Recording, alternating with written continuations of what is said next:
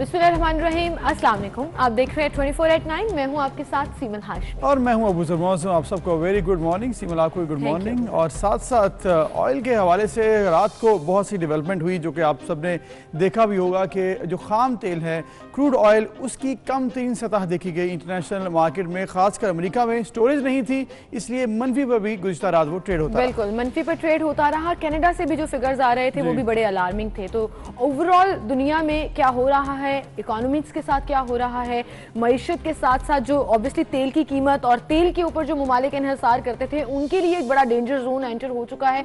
सो corona virus ना सिर्फ हमारे हेल्थ, हमारे रहन सहन, हमारे लाइफस्टाइल, बल्कि मुल्कों की मईशत पर भी बुरी तरह असरअंदाज हो रहा है। मैं अभी तक सिर्फ ये सोच रही हूँ जो पोस्ट कोरोना सिनेरियो इंशाल्लाह जल्दी आएगा उसमें क्या होगा, कहाँ कौन सा मुल्क कहाँ होगा और फिर वो कहाँ नजर आएगा। ऐसे बात की जाती है कि दुनिया का नक्शा जो है वो तो वही रहेगा, लेकिन शायद हालात वो नहीं रहेंगे। बहुत से मुल्कों के हालात पहले से बेहतर और कुछ के बहुत से खराब भी हो सकते हैं। लेकिन साथ ऑयल की बात की ना, मैंने स्टोरेज की, मुझे ख्याल आया कि शायद किसी के पास इतनी स्टोरेज हो तो इस वक्त जो सस्ता तरीन ऑयल है उसको कहीं स्टोर कर लें, फिर बाद में उसको यूज कर लें। किसी ने ऐसे सोचा भी होगा। यूएस प्रेसिडेंट ने तो सोच लिया, उन्होंने कहा कि हम स्टोर कर लेंगे। उनका क्या ही कहना, वो कुछ कहते हैं और फिर उसके बाद अपने मीडिया के ऊपर तनकीद करते हुए उस पर यू टर्न भी ले लेते हैं। खैर एनीवेज ये सिलसिला तो चलता रहेगा और ये सिचुएशन जो है वो बरकरार भी रहेगी। लेकिन इंटरनेशनल मार्केट में तेल की कीमतें कम होने से पाकिस्तान में क्या उसके असरात आवाम तक पहुंचेंगे या नहीं, इस पर भी हम बात करेंगे। और भी बहुत कुछ है, आपको बताएंगे टॉप स्टोरीज के बाद।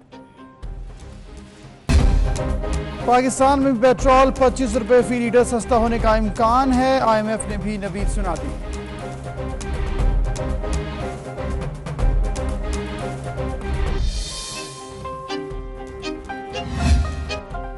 पाकिस्तान में 1970 अफराद सेहतियाब, 185 हलाकतें हो गई।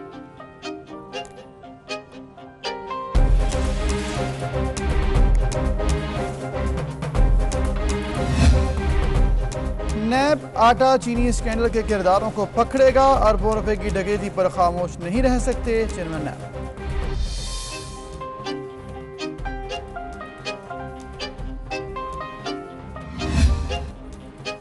ऑपोजिशन लीडर शहबाज शरीफ के खिलाफ फिर नैब का घेरा तंग, शाहिद खाकान अब्बासी ने हुकूमती हथकंडा करार दे दिया।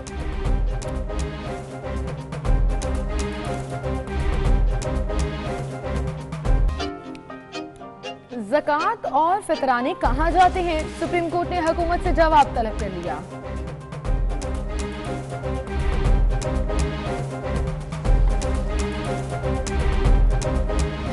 वज़ीर-ए-आज़म साहब न्यूयॉर्क में रात के 2 बजे हैं और मैं होटल के कमरे में कैद हूँ। मैं आपसे हाथ जोड़कर इल्तिजा करती हूँ कि मेरी वतन वापसी के इंतजामात किए जाएं। और मीरा किसी होटल में नहीं बल्कि कैप्टन नवीद के घर में है। मीरा की ड्रामेबाजी पकड़ी गई। जैसे कि टॉप स्टोरीज के एंड पर मीरा की जो स्टोरी थी उसमें बड़ी अक्सर बड़ी हंसी आ रही थी। अक्सर लोग ना परेशान हो जाते हैं मीरा को देखकर, उनके डिफरेंट रूप सामने आते हैं। कभी वो बहुत सीरियस बात कर रही होती है, कभी वो बहुत ऐसी फनी बात करती है कि लगता है कि शायद वो भी ड्रामा है। लेकिन खैर जो गुज़िश्ता रात हुआ, जो डेवलपमेंट हुई कि एक जाने वो कह रही थी कि मैं होटल के रूम में हूँ, जबकि दूसरी तरफ मुझे लेकर जाएं, रेस्क्यू करें, लेकिन साथ ही बारबेक्यू की वीडियो और तस्वीरें भी सामने आ गई। और जो वीडियो जिसमें वो मैसेज दे रही थी, खैर वो स्क्रिप्टेड मैसेज लग रहा था। मुसलसल नीचे देख के बड़ी तहजीब के साथ, प्रॉपर प्रोनाउंसिएशन के साथ बोली थी। खैर एनीवेज उस पर तो हम बात करेंगे। लेकिन सबसे पहले तो जो कल रात हुआ, इवन हम भी बात कर रहे थे तकरीबन 11 साढ़े 11 बजे के करीब, जब एकदम से क्रैश करते करते जीरो और फिर माइनस में एक पे आया और उसके बाद फिर जब माइनस नेगेटिव पे जब आया तो मेरे ख्याल में वो शायद कोई भी दुनिया में एक्सपेक्ट नहीं कर रहा था। और साथ जो कि कहा जाता है कि 40 साल 30 साल फिर 40 और फिर अब तारीख की जो कम तरीन सतह पर तेल आ चुका है, क्योंकि माइनस पर शायद आज तक कभी ट्रेड नहीं हुआ। बिल्कुल माइनस पर कभी ट्रेड नहीं हुआ। लेकिन वही बात कि अब दुनिया में सिनेरियोस तब्दील हो रहे हैं एंड डेफिनेटली ये सब कोरोना और उसके साइड इफेक्ट्स का कहलाएंगे, क्योंकि लॉकडाउन है, इकोनॉमीज बहुत बुरी तरह मुतासर हो रही हैं, अब सरहदें बंद हैं मुख्तलिफ ममालिक की, वो चाहे फ़िज़ाई हदूद हों, वो चाहे ज़मीनी हदूद हों। अब अमरीकी खाम तेल की कीमत जो है वो 292% जो है वो कम हुई है। और आप ये देखें कि जिस तरह से आपने जिक्र किया कि डिमांड एंड सप्लाई का मामला है सारा, तो डिमांड तो इस वक्त पूरी दुनिया में है ही नहीं, ना ही ट्रेड ट्रेड हो रही है, ना ही कोई ऐसे जो ट्रांसपोर्ट है वो हो रही है, चाहे वो एयरलाइंस हो या फिर दूसरी रोड ट्रांसपोर्ट हो। तो ओवरऑल इतनी ज़्यादा जब डिमांड कम होगी तो जो ऑयल बना रहे थे, क्रूड ऑयल, वो भी स्टोरेज तो करनी थी। अब वो जब स्टोरेज के लिए जगह ही नहीं है, अब आपके पास स्टोर रूम ही ना हो तो फिर आपने सामान कहाँ रखना है। ऐसे ही है कि जब तेल आपने बना तो लिया, खाम तेल है, बेसिकली उसको फाइन करना होता है, रिफाइनरी होती है बाद में, लेकिन फिर भी खाम तेल तो वो था ना, वो कहाँ रखते। तो बेसिकली वो खत्म हो गया। अब वो उठाने का कह रहे हैं कि यार जैसा है उठा के ले जाओ यहाँ से, हमारे पास जगह नहीं है। On a very lighter note, कल लोग ये भी कह रहे थे कि अब ये माइनस में चली गई है, तो अगर इसके मतलब को समझें तो वो ये है कि हमसे ही पैसे ले लो और हमारा तेल भी ले जाओ। ये सिचुएशन जो है वो मार्केट में नजर आई। बहरहाल जी, जब इस की खबरें आया करती थी, ब्रेकिंग आया करती थी, अमरीकी खाम माल हो या कनेडियन हो या लंदन से हो या किसी भी अरब कंट्री से हो, तो हमें एक बड़ी टेंशन पड़ जाती थी, क्योंकि उस वक्त ये ब्रेकिंग्स आती थी कि कीमतें बढ़ गई हैं, और उसका असर जब पाकिस्तान की पेट्रोल प्राइसेस पर आता था, तो मैं हमेशा ये बात कहती हूँ कि ट्रिकल डाउन इफेक्ट फिर आहिस्ता आहिस्ता हर एक जिंदगी में अफेक्ट करता है लोगों को, क्योंकि ट्रांसपोर्टेशन बढ़ जाती है, खर्चा बढ़ जाता है, सब्जी, फल, इस तरह की तमाम चीजों की कीमतें बढ़ जाती हैं। सो अब अगर इंटरनेशनली कीमतें इतनी कम हुई हैं, तो क्या उसका असर पाकिस्तानी पेट्रोल प्राइस तो पर पड़ेगा? क्योंकि एक तो पहले ये बात है कि 1.5 महीने बाद वो प्राइसेस रिफ्लेक्ट होती हैं। जैसे हमने एक दफा इकोनॉमिस्ट से बात भी की थी, उन्होंने कहा था कि 1.5 महीने बाद प्राइसेस रिफ्लेक्ट होंगी। तो ये जो प्राइसेस इस वक्त हैं वो ऑब्वियसली 1.5 महीने बाद रिफ्लेक्ट होंगे, लेकिन जो 1.5 महीना पहले रेट बहुत से कम आए थे, उसकी वजह से भी ये कहा जा रहा है IMF की जानिब से कि अब 25 रुपये मजीद ऑयल जो हमारे पाकिस्तान का जो पेट्रोल प्राइसेस हैं वो कम हो सकती हैं। लेकिन इसके साथ साथ सिमल एक भी ये भी डेवलपमेंट मैंने देखी है, क्योंकि ये कहा जा रहा है कि ये जो प्राइसेस इतनी ज़्यादा नीचे जा रही हैं, उसकी बड़ी वजह ये थी कि आपके पास 3 से 4 महीने का डीलिंग करते हैं वो 3 से 4 महीने के लिए। तो जो बेसिकली अप्रैल की डीलिंग थी ना, वो किसी ने की नहीं थी, इसलिए जो अप्रैल तक खाम तेल तैयार हो रहा था उसको उठाने के लिए कि ये सब खत्म हो जाए यहाँ से, ताकि दोबारा से नई प्रोडक्शन हो, तो जो अवेलेबल माल पड़ा हुआ है वो आप ले जाएं। तो शायद 2 से 4 दिनों बाद जब नया माल बनेगा तो ये थोड़ा दोबारा से, लेकिन जो लोग ये एक्सपेक्ट कर रहे हैं ना कि अभी जो कल रात को चेंजेस आई, कीमतें गिरी, उसका फौरन असर पाकिस्तान पर और उनकी कीमतों पर होगा, ये पॉसिबल भी नहीं है। क्योंकि एक तो पहली बात जो बहुत क्लियर है कि हम इंपोर्ट नहीं कर रहे, पेट्रोल ऑलरेडी हमारे पास पड़ा हुआ है। सो उस तरह का इंपैक्ट जो माइनस में चला गया और उसका असर पाकिस्तानी मार्केट में भी नजर आए, वो पॉसिबल नहीं है। हाँ, आपको ये याद होगा कि फेब के एंड में, मार्च में मुसलसल तेल की कीमतें कम हो रही थी, और तब जो रिफ्लेक्शन हमारी पेट्रोल प्राइसेस पर आई थी, वो अब कहा जा रहा है कि 1 मई से आपको जरूर मिलेगी। तो अब IMF ने भी ये नवीद सुना दी है और एक तरह से ग्रीन सिग्नल मिल गया है। करीबन 25 रुपए का डिफरेंस आएगा। बिल्कुल 25 रुपए का डिफरेंस आ सकता है। तो बेसिकली अगर तो पेट्रोल है, प्राइसेस 25 रुपए कम हो रही हैं, तो एनीवेज उम्मीद ये करते हैं कि इंटरनेशनल इकॉनमी जो है वो इतनी ज़्यादा परेशान को ना हो, क्योंकि दुनिया परेशान हो रही है, ट्रेड खत्म हो चुकी है। उम्मीद करते हैं आहिस्ता आहिस्ता ये वापस सब कुछ होता जाएगा, प्राइसेस बहुत ज़्यादा ऊपर ना जाएं, अफोर्डेबल रहें, लेकिन फिर भी इस तरह से नुकसान ना हो पूरी दुनिया का। बिल्कुल सही कह रहे हैं आप। इसी के साथ साथ आगे बढ़ते हैं और अगली खबर की तरफ चलते हैं। रमजान मुबारक बस आया ही जाता है, अभी डिसाइडेड नहीं है, लेकिन 24 या 25 को जुमा या हफ्ता पहला रोज़ा होगा। अब ये वो पूरे साल में वो महीना है जब लोग अपने ज़कात और फितराने देते हैं, और ख़ासतौर पर बैंक्स के अंदर भी अगर आपके सेविंग अकाउंट्स हैं, हम अभी प्रोग्राम शुरू होने से पहले भी बात कर रहे थे, तो आपकी ज़कात काट ली जाती है, और इस महीने में लोग बहुत ज़्यादा खैरात भी देते हैं। लेकिन अब ये सवाल सुप्रीम कोर्ट ने हुकूमत से पूछ लिया है और जवाब मांग लिया है कि ये ज़कात और फितराने असल में जाते कहाँ हैं। बिल्कुल, और उसके साथ साथ एक और मामला बड़ा इंपॉर्टेंट है, वो ये है कि ज़कात और फितराने से क्या हुकूमत के जो एहलकार हैं, जो अफसरान हैं, जो स्टाफ है, उनको तनख्वाहें दी जा सकती हैं। तो इस हवाले से भी जवाब जो है वो तलब किया गया है, राय मांगी गई है कि क्या मामला है, क्योंकि ये भी खबरें आ रही थी कि शायद ज़कात और फितराने की जो रकम है उससे ही डिपार्टमेंट के खर्चे भी चल रहे हैं, क्योंकि बाकायदा कमेटी है, बाकायदा लोग हैं जो ये बेसिकली लोगों की सपोर्ट के लिए, ना कि एहलकारों की फीसों के लिए। तो अच्छा, यही सवाल NGOs के लिए भी उठता है ना अक्सर, जब लोग खैरात देते हैं और आप ये पूछते भी हैं कि अच्छा फिर आप लोग किस तरह से मैनेज करते हैं, उसी में से नहीं करते। लेकिन बहरहाल जी, फिलहाल तो ये अदालत ने हुकूमत से पूछा है और हमारे रिपोर्टर इस वक्त अमानत गश्कोरी हमारे साथ हैं, उनसे बात कर रहे थे। अमानत, बताइएगा ये तमाम कार्रवाई हुई, अब क्या डेवलपमेंट है? एक तो ज़कात और फितराने के हवाले से पूछा गया सुप्रीम कोर्ट में, ये कहाँ पर लगते हैं, मजीद क्या सवालात किए गए हैं?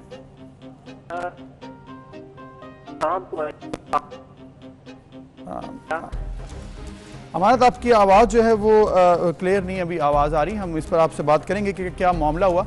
तो ओवरऑल जिमल मेरे ख्याल जिस तरह आपने एनजीओ की बात की है, ये भी वाकई बहुत बड़ा क्वेश्चन था कि इतने ज़्यादा लोगों को फंड्स आते हैं एनजीओ से, बहुत सी प्राइवेट बनी और पूरी दुनिया से उनको फंड्स आते थे, वो जाते कहाँ थे? जब ऑडिट हुआ तो वो बात सामने नहीं आई, लेकिन ये सारा मामला अब सुप्रीम कोर्ट देख रही है सिर्फ ज़कात और फितराने के मामले। अमानत से हमारा राब्ता बहाल हो चुका है। जी अमानत, बताइएगा।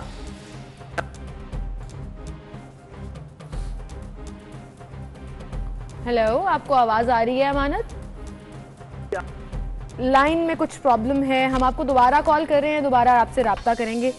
अक्सर ऐसा होता है कि सिग्नल प्रॉब्लम होती है और दूसरी लाइन से हम कोशिश करेंगे कि बात हो जाए और ताकि हम ये अपडेट्स दे सकें आपको कि आखिर सुप्रीम कोर्ट में ये सारा मामला हुआ क्या, क्योंकि कोर्ट की प्रोसीडिंग्स होती हैं, उसकी एक स्पेसिफिक लैंग्वेज होती है, वो अमानत ही बेहतर तरीके से आपको बता सकें। बिल्कुल। अच्छा, लेकिन अगर हम जनरली भी बात करें अबूजर, मुझे लगता है कि रमजान से पहले भी बहुत से लोगों ने ज़कात का सिलसिला शुरू कर दिया, क्योंकि सिनेरियो ऐसा था और आपने देखा कि बहुत से लोग जो किसी एनजीओ किसी ऑर्गेनाइजेशन से अटैच नहीं भी हैं, लेकिन अपनी अपनी पर्सनल कैपेसिटी में फैमिली एंड फ्रेंड्स के साथ मिलकर वो बहुत सी फैमिलीज को हेल्प कर रहे थे।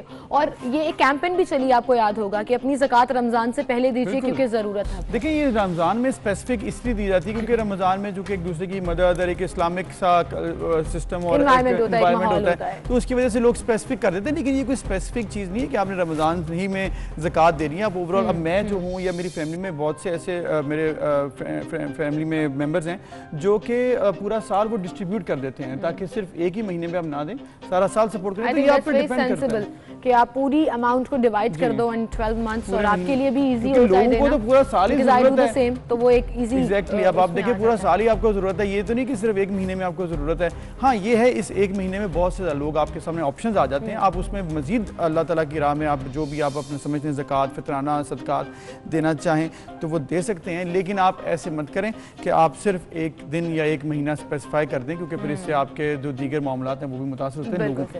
अमानत से हम राब्ता करेंगे, लेकिन फिलहाल हम आगे बढ़ते हैं और अगली खबर की तरफ चलते हैं। और खबर ये है जी कि ऑपोजिशन लीडर शहबाज शरीफ के खिलाफ फिर नैब ने घेरा तंग कर लिया है। ऐसा नहीं लग रहा कि मुल्क के हालात, एक तरफ तो कोरोना सिनेरियो है, लेकिन ऑब्वियसली ज़िंदगी, मामूलाती ज़िंदगी भी वापस आनी है और चीज़ें तमाम उसी तरह से चलनी है। सो नैब ने फिर से समन जो है वो जारी किया और शायद खाकान अब्बासी ने इसे हुकूमती हटकंडा करार दे दिया। बिल्कुल, असल में मामला ये है कि आप ये देखिए कि शहबाज शरीफ साहब वापस आए थे सिर्फ कोरोना क्राइसिस को लेकर, क्योंकि यहाँ पर वो आना चाहते थे, पार्टी को लीड, आवाम की खिदमत करने के लिए आए। लेकिन ऑब्वियसली जो दूसरा मामला था, सियासी हो या फिर उनके करप्शन केसेस हैं, नैब केसेस हैं, उस हवाले से अब वो दोबारा से एक्टिव हो गए नैब वाले। अब ये वो कह रहे हैं कि भाई मैं तो आया था कोरोना को क्राइसिस को डील करने के लिए, मेरी तबीयत ठीक नहीं है, उनको खुद भी इम्यूनिटी का प्रॉब्लम है, उनकी कमर में प्रॉब्लम है, जिसके लिए वो इंग्लैंड गए भी थे, तो वो इसलिए वो जाना नहीं चाहते, नैब के रूबरू पेश नहीं होना चाहते। वो कह रहे हैं कि आप मुझसे वीडियो बयान ले लें, मुझसे आप लिखवा लें, कहीं पर बयान ले लें, लेकिन मैं जाऊँगा नहीं, क्योंकि वैसे भी कोरोना की वजह से सोशल डिस्टेंसिंग बहुत ज़रूरी है और उन्होंने ये स्टेटमेंट जारी भी किया है। बहरहाल इस पर हम बात करेंगे। सीनियर सहाफ़ी, सीनियर तज्ज़ियाकार सलीम बुखारी साहब हमारे साथ मौजूद हैं, उन्हें शामिल करते हैं। अस्सलाम वालेकुम सलीम बुखारी साहब, बहुत शुक्रिया ज्वाइन करने के लिए। सलीम बुखारी साहब, मुस्लिम लीग नून भी कहती है लॉकडाउन सख्ती करें, पीपल्स पार्टी भी कहती है, ताजर भी कहते हैं लॉकडाउन खोले।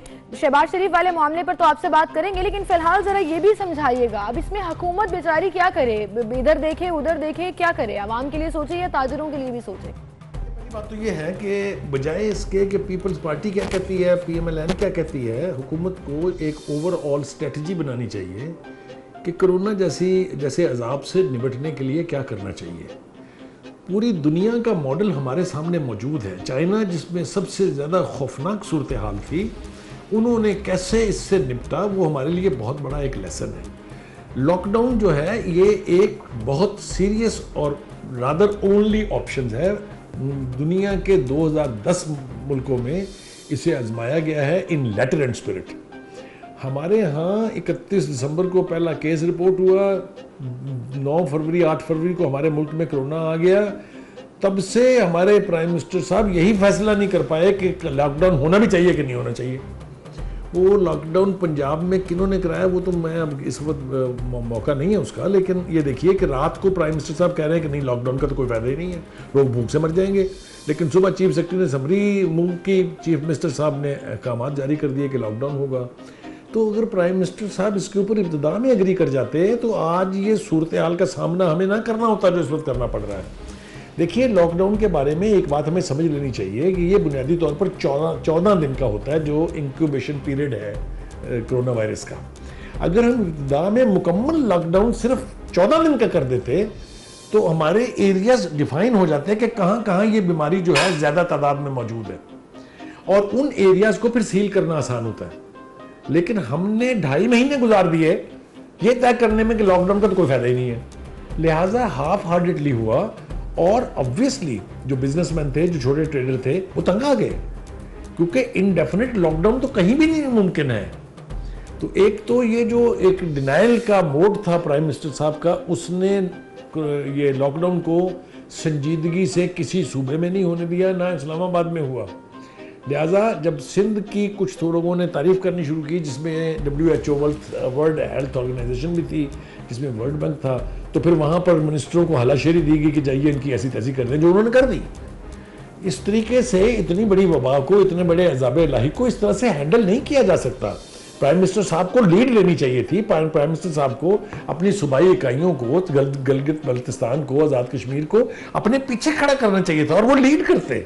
ऐसा करने की बजाय वो PTI की सियासत से बाहर निकल नहीं सकी। PTI इसलिए आज जो सूरत हाल का हमें सामना है, ये हमारे बस में नहीं थी, ये हुकूमत के और प्राइम मिनिस्टर साहब के गैर संजीदा रवैये की वजह से। साहब, जैसे आपने कहा कि प्रॉपर तरीके से लॉकडाउन नहीं हुआ, लेकिन अब जो कि खोलने की बातें हो रही हैं, तो सिंध में भी अब लॉकडाउन को खोलने की बात हो रही है, तो क्या अब इस लॉकडाउन को खोलने के बाद जो वफाकी हुकूमत और सूबाई हुकूमत जो सिंध की थी, उसमें जो बयानबाजी हो रही थी वो ख़त्म हो जाएगी?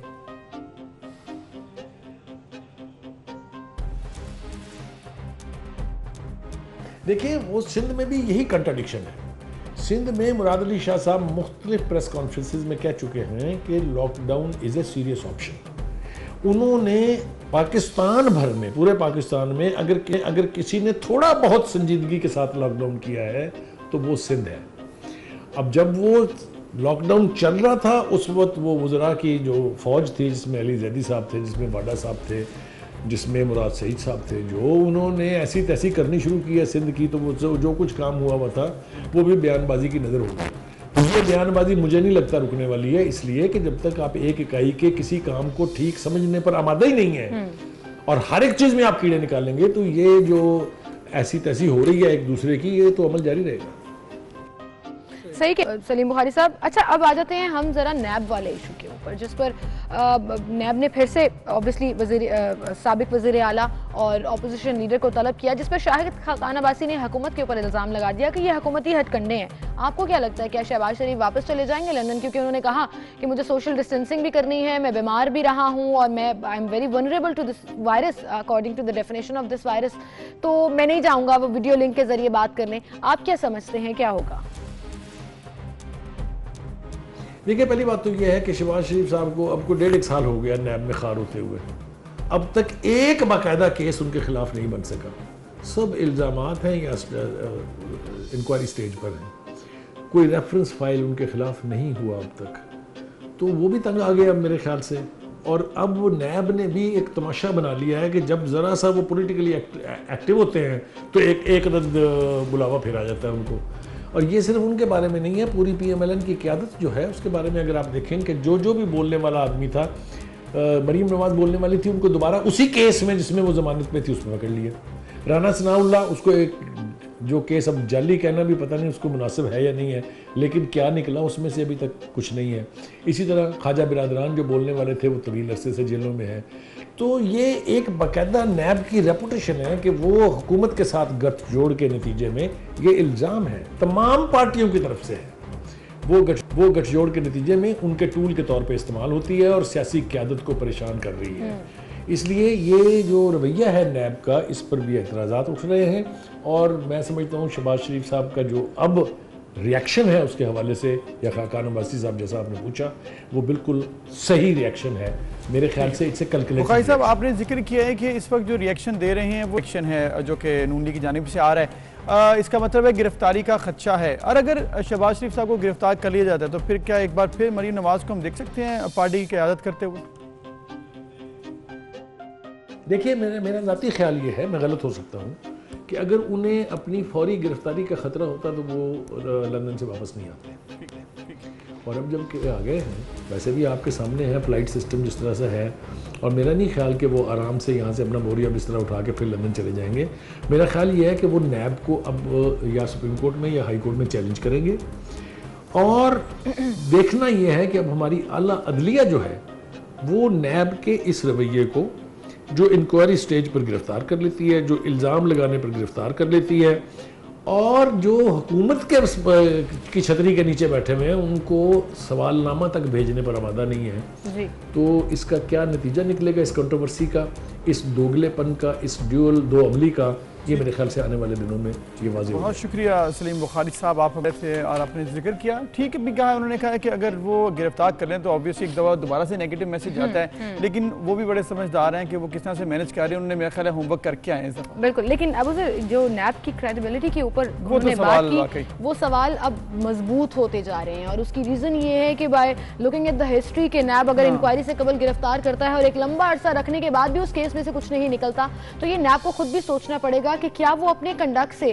खुद ही को पॉलिटिसाइज तो नहीं करने पर तुला हुआ नहीं कर पाते। और तो फिर ट्रायल तो एक है कि आपका नैब का रेफरेंस भी दायर नहीं हो रहा, 1.5-2 साल केस चल रहा है और वो अदालतों में और फिर वापस जेल में चल रहे हैं, तो ये मामला तो ऑब्वियसली फिर क्वेश्चन तो बनता है। बिल्कुल सही कह रहे हैं आप। इसी के साथ हम एक ब्रेक की तरफ चलते हैं, ब्रेक के बाद दोबारा हाजिर होंगे, कुछ और खबरें भी आपको बताएंगे, हमारे साथ रहिए। अमानत कशकोई से हमारा राब्ता बहाल हो गया फाइनली, और वो हमारे साथ मौजूद है। अमानत, आई होप अब आप एक ऐसी जगह पर हैं जहां सिग्नल्स प्रॉपर आ रहे होंगे। अमानत, कल जो ये सूरत हाल हुई, सुप्रीम कोर्ट ने हुकूमत से जवाब मांग लिया है, ज़कात और फितराने की रकम जाती कहाँ है, क्या तफसीलात हैं इसकी, जरा बताइएगा। जी सिमल, शुक्रिया। पहले भी आवाज आ रही थी, आप लाइन का इशू था।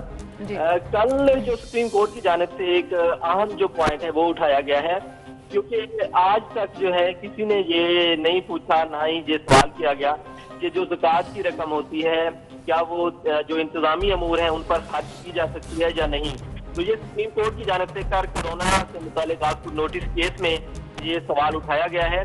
केस की जब समाज शुरू हुई तो सबसे पहला जो नुक्ता था वो यही चीज जैसे पाकिस्तान ने उठाया और अटॉर्नी जनरल से मुखातिब होकर कहा कि ज़कात और बैतुल माल से मुतालिक जो सुप्रीम कोर्ट में रिपोर्ट जमा कराई गई है उसमें ये चीज नहीं बताई गई कि ये कितनी रकम है ज़कात की, ये कैसे जमा होती है और किन कामों पर ये खर्च की जाती है। जिस पर अटॉर्नी जनरल ने कहा कि 18वीं तरमीम के बाद ये जो है लोगों के पास अख्तियारात हैं कि वो जो है वो जो ज़कात का पैसा है उसको खर्च करते हैं, जिस पर की वजह से पाकिस्तान ने कहा कि इतना तो पता होना चाहिए कि ज़कात और बैतुल माल वो कहाँ पर खर्च किया जा सकता है। क्या जो ज़कात का जो कानून है, ठीक है, तो सवाल जो हैं वो किए गए हैं। उम्मीद करते हैं कि जवाब जो होंगे वो भी तसल्ली बख्श होंगे। शुक्रिया अमानत गशकोरी, आप हमें बता रहे थे तमाम सिचुएशन से।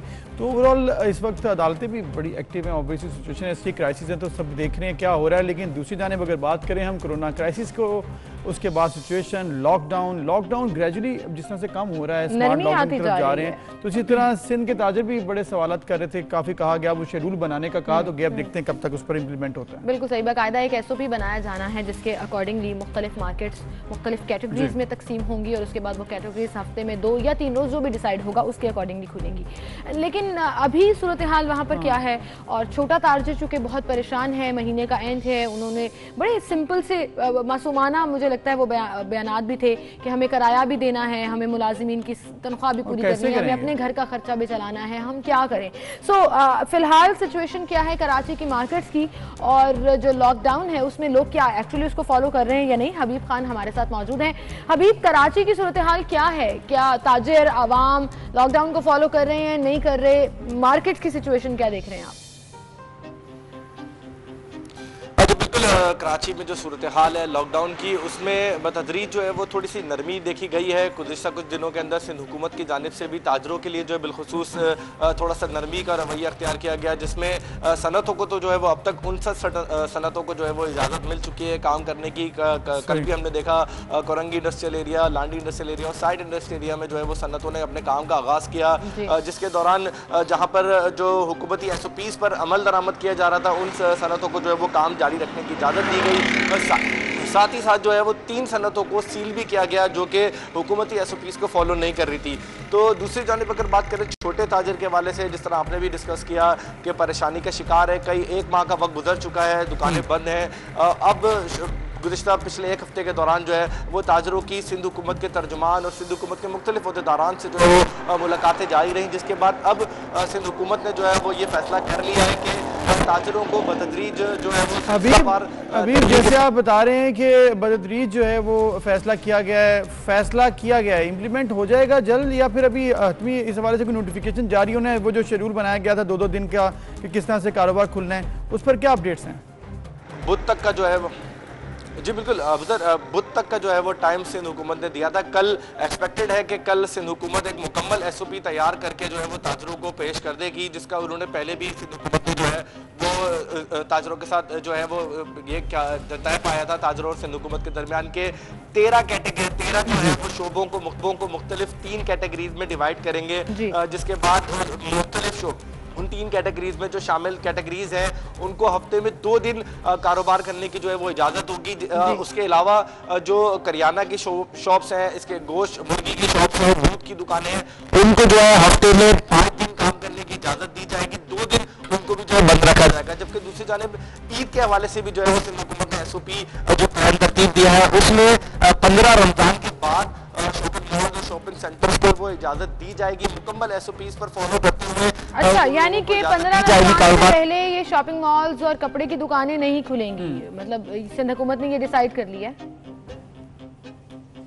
जी बिल्कुल, कपड़े की और शॉपिंग मॉल्स की जहाँ तक बात है उनके लिए अब तक 15 रमजान की ही जो है वो जो सिंध हुकूमत की जानिब से जो बताया जा रहा है कि वो ज़राए के मुताबिक 15 रमजान से ठीक है। हबीब खान, बहुत शुक्रिया आपका, आप हमारे साथ मौजूद थे। तो यानी कि जो लोग ये सोच रहे थे कि कपट खुल जाएगी या शॉपिंग मॉल्स खुल जाएगी, और आप भी काफी हैरान हो रहे थे कि शॉपिंग मॉल्स ही खोल दिए, तो वो अभी नहीं हो रहा, 15 रमजान के बाद खोलेंगे। तो ये सही है, आहिस्ता आहिस्ता ग्रेजुअली आपको खोलना है। लॉकडाउन एकदम अगर आप खोल देंगे तो सभी लोग अगर वापस आ गए रोड पर तो फिर कोरोना को कौन रोकेगा? हमने देखा जरा सी नरमी करते हैं सब लोग, तो इसलिए उसका फायदा उठाना शुरू शेड्यूल जो है इसको फॉलो करना बड़ा जरूरी है, और जिस तरह कहा जा रहा है उसी तरह फॉलो करेंगे तो आपके लिए अच्छा होगा। एनीवेज एक ब्रेक लेते हैं, फिर मिलेंगे।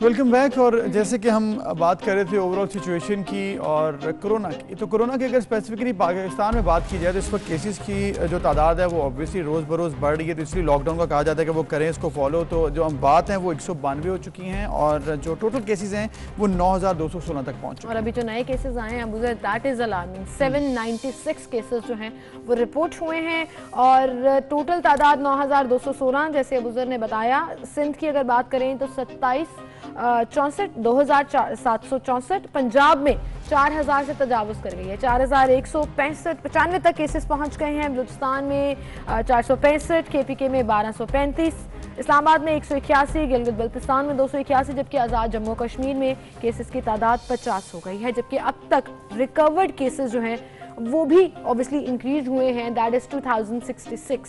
बिल्कुल, तो ये एक हौसला अफजा बात है कि जो रिकवरी केसेस हैं वो भी बढ़ रहे हैं। तो हम ये उम्मीद करते हैं जल्द से जल्द ऐसे हो जाए कि जो नए केसेस आने वाले हैं उनकी जो तादाद है वो कम हो और रिकवरी के जो केसेस हैं वो बढ़ते जाएं, तो ये बड़ी अच्छी बात होगी पूरी दुनिया के लिए, पाकिस्तान के लिए, क्योंकि पूरी दुनिया में भी केसेस रोज़ बरोज़ बढ़ रहे हैं, अभी तो बढ़ रहे हैं पूरी दुनिया। और ख़ास तौर पर यूरोप का अगर हम जिक्र करें तो वहाँ पर जो डेथ रेशो है वो बहुत ज़्यादा है। वहाँ पर डेली बेसिस पर जो डेथ्स हो रही हैं या केसेस रिपोर्ट हो रहे हैं उनकी तादाद पाकिस्तान में होने वाले पूरे सिनेरियो से कहीं ज़्यादा है, जिस पर हम शुक्र तो अदा करते हैं। लेकिन वही बात एक सामने आ जाती है कि अप्रैल के एंड तक डेंजर जोन जो है वो कहा जा रहा है कि बड़ा हाई स्पॉट रहेगा और हमें एहतियात करनी है, बट आई डोंट थिंक हम लोग एहतियात कर रहे हैं। लोग सड़कों पर निकल रहे हैं, लोग बाहर निकल रहे हैं। थ्रेशोल्ड लेवल होता है लोगों का, वो अब गुजरता जा रहा है ना, क्योंकि ट्रेड, इकोनॉमी, उनका रोजमर्रा के मामलात वो सब ऐसा ना हो कि वो जो हार्ड हिट करना है कोरोना ने वो उसी टाइम ना कर जाए। ऑब्वियसली उम्मीद यही है हमारी कि ना ऐसा हो, लेकिन चूंकि यूरोप में इस वक्त सिचुएशन काफ़ी ख़राब है तो वहीं पर कुछ लोग एहतजाज भी कर रहे हैं कि इस तरह से इसको ना किया जाए, ज़्यादा देर लॉकडाउन को ख़त्म किया जाए, इसको स्मार्ट लॉकडाउन की तरह लेके आया जाए। लेकिन साथ साथ यूरोप में इस वक्त सिचुएशन ओवरऑल खासी ख़राब है, अभी भी अमवात में इजाफा हो रहा है। जहाँ यहाँ पर मार्केट के लोग, ताजिर बरादरी, सरमाकार, बिजनेस कम्युनिटी ये हुकूमत से मुतालबा कर रही है कि लॉकडाउन खोले, ऐसा ही यूरोप में भी हो रहा है और लोग परेशान हैं वहाँ पर भी कि हम अपने बिजनेसेस को कैसे चलाएंगे अगर लॉकडाउन बरकरार रखा गया। तो जिस तरह से सिचुएशन है इस वक्त परेशानी की पूरी दुनिया में, उम्मीद यही हम कर रहे हैं कि पूरी दुनिया में लॉकडाउन ख़त्म हो जाए। वहीं पर लोग कहीं पर फंसे भी हुए हैं और वो एक बड़े इंपॉर्टेंट ख़ास हमारे पाकिस्तान की पर्सनैलिटी हैं। वो गुज़िश्ता रात उन्होंने एक वीडियो पैगाम जारी किया वज़ीर-ए-आज़म इमरान खान के लिए कि हमें वहाँ से निकाला जाए क्योंकि वो फंस चुकी है एक होटल में। लेकिन कुछ रात भी सामने रात 2 बजे, रात 2 बजे डिटेल्स मिस मत करिए क्योंकि उनका सेंटेंस शुरू ही यहाँ से हुआ। रात के 2 बजे न्यूयॉर्क में इस वक्त 2 बजे हैं और मैं फंसी हुई हूँ होटल के। आपने देखा किस तरह वो उर्दू की प्रोनाउंसिएशन बड़े अच्छे तरीके से करने की कोशिश कर रही हैं। इंग्लिश बोलते हुए नहीं देखती कहीं पढ़ती हैं क्योंकि वो बोल देती हैं जो आ रहा हो दिल में, लेकिन उर्दू पढ़ते हुए उन्होंने बहुत ज़्यादा समझ के साथ रीड किया। बिल्कुल, लेकिन उनकी ड्रामेबाजी पकड़ी गई। और मैं ड्रामेबाजी इसलिए कह रही हूँ कि एक तरफ वो रोने रो रही हैं कि मुझे वापस आना है और मतलब आप देखिए कि जो स्टेटमेंट और जो सेंटेंस उन्होंने ये यूज किया कि मैं अपने वतन वापस आकर मरना चाहती हूँ। लेकिन अमेरिका में बारबेक्यू करना चाहती हूँ। अमेरिका में बारबेक्यू भी हो रहा है और अपने मुबैना शौहर के घर पर हैं, वो किसी होटल में नहीं है। ये तमाम तस्वीर वीडियोस सामने आ गई हैं जबकि अदाकार अली सलीम भी उनके हमरा उनके ससुरालियों के घर पे मौजूद थे और जब बारबेक्यू हो रहा था तो उनको भी देखा गया कि वो उनके ससुराल में, मुबैना ससुराल में काम कर रहे हैं और देख रहे हैं। तो हुआ क्या, जरा आप देखें कि किस तरह से उन्होंने पहले वीडियो एक दी और उसके बाद फिर दोबारा से बारबेक्यू की वीडियो सामने आ गई। साहब, न्यूयॉर्क में रात के 2 बजे हैं और मैं होटल के कमरे में कैद हूँ और आपसे मुखातिब। मैं हुमायूं सईद और दीगर फनकारों के हमरा शोज के सिलसिले में और फिल्म की शूटिंग के लिए यहाँ आई थी। मेरे तमाम कुलीग्स वापस जा चुके हैं और मैं न्यूयॉर्क में स्टक हो गई हूँ। मेरे पास कोई सेविंग्स नहीं है और मेरा सर्वाइवल मुश्किल हो गया है। न्यूयॉर्क एक कब्रिस्तान बनता जा रहा है। हर रोज हजारों की तादाद में अमवात हो रही हैं। मौत सबको आनी है। मैं किसी फॉरेन कंट्री में नहीं मरना चाहती। वज़ीर-ए-आज़म साहब, आपने हमेशा हम आर्टिस्टों को बहुत सपोर्ट किया है। दुनिया भर के ममालिक अपने शहरियों को वतन वापस ले जा रहे हैं। मैं आपसे हाथ जोड़कर इल्तिजा करती हूँ कि मेरी वतन वापसी के इंतजामात किए जाएं। मैं अपने वतन आकर मरना चाहती हूँ। शुक्रिया। मैं अपने वतन वापस आकर मरना चाहती हूँ। मैं बिल्कुल ऐसा ना करती और मैं बिल्कुल इस वीडियो पर ना हंसती अगर हमें वो दूसरी बाद में जो हुआ वो भी देखे ना कि किस तरह से बाद में गाड़ी चलाई जा रही है लॉन के अंदर, खूब मज़े किए जा रहे हैं। साथ बारबेक्यू की भी वीडियो भी अभी आएगी, वो अभी आनी है, वो अभी आपको दिखानी है। बारबेक्यू जब हो रहा था फैमिली के साथ तो समझ में आया नहीं। ये देखें, ये बारबेक्यू की वीडियो है। अब प्रॉब्लम ये नहीं, ना बारबेक्यू में किसी को एतराज़ है, ना यूं अपने लॉन में घूमने में किसी को एतराज़ है, किसी में एतराज़ नहीं। एतराज़ सिर्फ ये है कि जो आपकी कॉन्ट्रडिक्शन है एक वीडियो में कि होटल में आप कमरे में आपने कहा कि आप किसी में रात 2 बजे हैं और आपको वहाँ से आगे रेस्क्यू कर हाथ जोड़कर रिक्वेस्ट कर रहे हैं और उसके बाद आपका राइट है, आप वापस आना चाहती हैं पाकिस्तान, लेकिन ये झूठ का सहारा लेकर तो मत करें ना। आप देखें, एक तरफ ये कंपैरिजन दिखा रहे हैं बेसिकली, एक तरफ वो एंजॉय कर रही हैं, फैमिली के साथ टाइम स्पेंड कर रही है, which is good, we don't have any right to जज हर ऑन दैट। बट जब ये वीडियो सामने आती है और आप रिक्वेस्ट करती हैं तो फिर इस पर जो हमें सोचना पड़ेगा कि ये हुआ क्या, इसके लिए हमें एक ब्रेक चाहिए। क्या ख्याल है? ले लेते हैं, फिर ब्रेक लेते हैं और हेडलाइंस जानिएगा, फिर दोबारा हाजिर।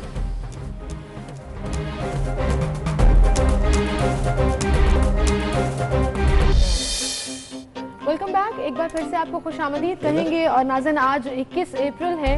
अल्लामा मोहम्मद इकबाल का 182वां यौम वफ़ात है, जो ऑब्वियसली बहुत सादगी से इस दफ़ा सेलिब्रेट किया जाएगा क्योंकि नॉर्मली तो बहुत फंक्शंस भी होते हैं और बहुत सी चीज़ों पे जो है वो इनके ऊपर रखी जाती हैं तकरीबात भी, लेकिन इस दफ़ा कोरोना की वजह से बिल्कुल। शायर मशरक़ अल्लामा मोहम्मद इकबाल जिन्होंने पाकिस्तान का ख्वाब देखा, हम उन्हें खराज तहसीन आज पेश करते हैं। इसीलिए आज हम चाहेंगे कि उनकी बेटी जस्टिस नासिरा इकबाल साहिबा से हम बात करें और अल्लामा इकबाल साहब के बारे में कुछ यादें ताज़ा करें। अस्सलाम वालेकुम मैडम, बहुत शुक्रिया पहले तो वक्त देने के लिए। आज बरसी है अल्लामा इकबाल साहब की, क्या कहेंगी आज के दिन पर और क्या पैगाम देना चाहेंगे आप पाकिस्तानी कौम को? अस्सलाम वालेकुम नाज़रीन, जैसे आप जानते हैं आज अब अल्लामा इकबाल का 82वां यौम विसाल है और सुबह फजर के वक़्त उनका इंतकाल हुआ था। किराए के घर में रहते थे, 2 कमरों का किराया देते थे और वो किराया पेश भी देते थे और आज सुबह वो किराया ख़त्म होना था, इसलिए वो किसी के मकरूज नहीं। लेकिन उनके पास और भी दुनिया में कोई ऐसा एहसास नहीं था और 2 छोटे छोटे बच्चे थे जी। तो अल्लाह ताला ने उनके लिए वो बेहतरी की, जिसका नहीं होता खुदा तो होता है। उन्होंने जो तसानीफ थी, उनसे जो रॉयल्टी आती थी, वो उनके बच्चों के जो थे वली, उन्होंने वो जमा करते रहे और उसी में से मुनीरा बानो की शादी हुई और उसी में से जावेद इकबाल गए कैम्ब्रिज और गए लिंकन में उन्होंने बात किया जहाँ उनके वालिद थे। और ये बहुत एक बात हमारे लिए तसल्ली की है कि जो ख्वाब अल्लामा ने देखा था, उस ख्वाब को हकीकत बनाने के लिए अपनी वफात से पहले वो कायदे आज़म से, उन दिनों में तो जिन्ना कहलाते थे, राब्ते में रहे और उनके इसरार पे जिन्ना वापस आ गए और पाकिस्तान की जो तहरीक थी उसकी उन्होंने क़यादत की। जब वो तशरीफ लाए तो अल्लामा ने फरमाया, गए दिन के तन्हा था मैं अंजुमन में, यहाँ अब मेरे राज था और भी। क्या बात है। और उसके बाद कुछ अरसे के बाद उनका इंतकाल हो गया और इतने कनात पसंद थे कि कुछ उन्होंने दुनिया में एहसासा नहीं छोड़ा और अपने साहिबजादे को पैगाम दिया कि दियार इश्क में अपना मुकाम पैदा कर, नया जमाना नए सुबह शाम पैदा कर। बिल्कुल बिल्कुल। खुदा अगर नफ़से जिब्राइल दे तुझको, सकूत लाला से मैं लाला पाम पैदा कर। बिल्कुल सही कह रही हैं आप जैसे साहिबा, और जैसे कि आपने जिक्र किया कि उनकी ज़िंदगी के हालातों वाक़यात में ऐसी ऐसी इंस्पिरेशंस आज तक हमारी नौजवान नस्ल को, हर शख्स को मिलती हैं कि ना सिर्फ उनकी ज़िंदगी, उनका कलाम, बल्कि उनके सोचने का अंदाज भी इंस्पिरेशन था और वो है और वो हमेशा रहेगा। शायर मशरिक, मुफक्किर पाकिस्तान, और उनके हर सेंटेंस के अंदर कोई ना कोई बैकग्राउंड छुपा होता है। आजकल के सिनेरियो में आप यूथ को देखती हैं, यंग जनरेशन को देखती हैं, कैसे हम दोबारा कम बैक कर सकते हैं उनकी उस तमाम सोच को पढ़ते हुए, उनके उस तमाम मजमूए जो भी कलाम का मौजूद है उसको देखते हुए?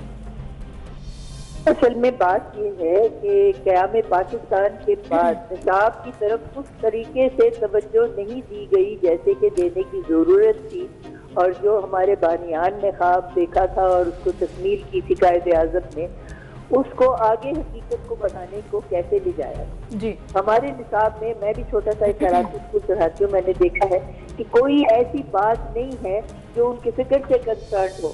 हर क्लास में उनको पढ़ाते हैं कि सियालकोट में पैदा हुए और ये उनकी तारीख पैदाइश 1877 की और इतने बड़े हुए और प्राइमरी स्कूल में गए और फिर फलानी जगह में उनका इंतकाल हुआ। इससे तो किसी को कुछ नहीं पता लगा।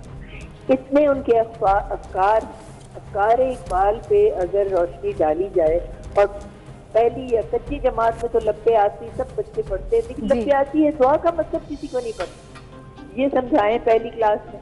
उसके बाद जितनी जमातें हैं बच्चों को ऐसा अल्लामा इकबाल के अफकार से करें रोशनास, और फिर कॉलेज में भी, ताकि उनको पता हो कि हमने इस मुल्क को किस तरफ लेके जाना है। और आजकल के जो हालात हैं इसके बारे में तो अल्लामा ने फरमाया हुआ है कि जहाँ में अहले ईमान सूरत से खुर्शीद रहती है, खुर्शीद होता है सूरज, सूरज से खुर्शीद पीते हैं, इधर डूबे उधर निकले, उधर डूबे उधर निकले। क्या बात। और फिर कहते हैं कि मोहब्बत मुझे उन जवानों से है सितारों पे जो डालते हैं कमर। अब सितारों को आप जाके शाम के वक्त बाहर निकल के देखें, ऐसे चमकदार हैं, आलूगी खत्म हो गई है, ऐसा आसमान तो कभी देखने में ही नहीं आता था। खास तौर पे लाहौर में तो आपको पता हर वक्त छाई रहती थी गुबार की एक तह। इस वक्त सितारों पे कमंद डालना हमारे नौजवानों का काम है, और इंशाअल्लाह अल्लाह ताला उनको तौफीक देगा कि अल्लामा इकबाल के इस पैगाम पे अमल करें। बिल्कुल से, बिल्कुल से। बहुत शुक्रिया जिससे साहिबा आप हमारे साथ मौजूद थी, और अल्लाह ताला करवट जन्नत नसीब करे, ये दुआ हर पाकिस्तानी की ज़बान में। बिल्कुल। और जिस तरह से इन्होंने जिक्र किया, क्योंकि ये बहू हैं अल्लामा इकबाल की, इनके बेटे वलीद इकबाल वो भी पॉलिटिक्स में हैं और बड़े एक्टिव पॉलिटिशियन हैं, बड़े समझदार हैं।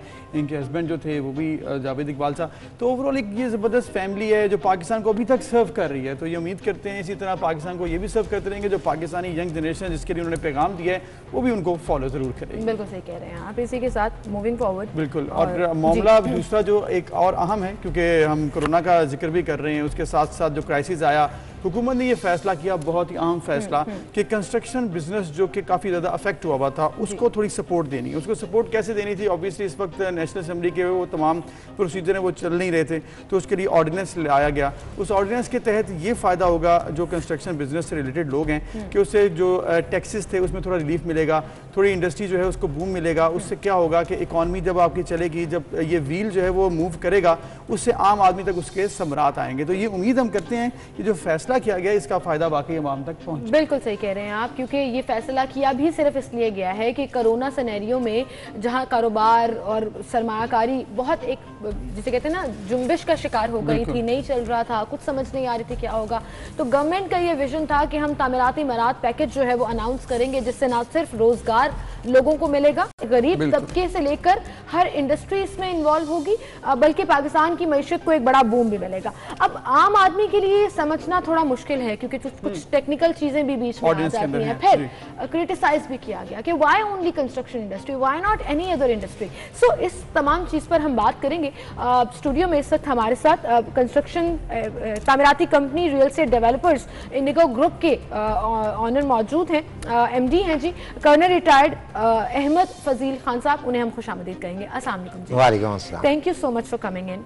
तामीराती मरात और इन तमाम चीज़ों पर तो हम बात करेंगे, लेकिन अभी चूंकि हम अल्लामा इकबाल के हवाले से बात कर रहे थे तो मैं आपको बताती चलूं कि है तो इनका ताल्लुक रियल एस्टेट से, लेकिन ये खुद एक शायर भी हैं और पब्लिशर भी हैं, पब्लिशिंग हाउस भी चलाते हैं, और आज अल्लामा इकबाल की बरसी भी है। और अभी हम ब्रेक में पहले कुछ डिस्कस भी कर रहे थे, कुछ अशार हम हमें पढ़कर सुना रहे थे। क्या कहेंगे आज के दिन के मुनासबत से? अल्लामा इकबाल का हमारे लिए बहुत बड़ी इंस्पायरेशन है, और ख़ास तौर पर अल्लामा इकबाल ने हमारी यंग जनरेशन को एक शाही के बनने का सबक दिया। कि अल्लामा इकबाल कहते हैं कि अल्फाज व मानी में तफावत नहीं, लेकिन मुल्ला की अज़ा और मुजाहिद की अज़ा और शाही और किरगिज़, अल्लामा इकबाल कहते हैं एक ही फ़ज़ा में उड़े होते हैं, लेकिन दोनों का उड़ने का अंदाज़ एक है। बिल्कुल, दोनों का उड़ने का अंदाज एक है, लेकिन दोनों के शिकार मुख्तलिफ हैं, दोनों की ज़िंदगी का तरीका।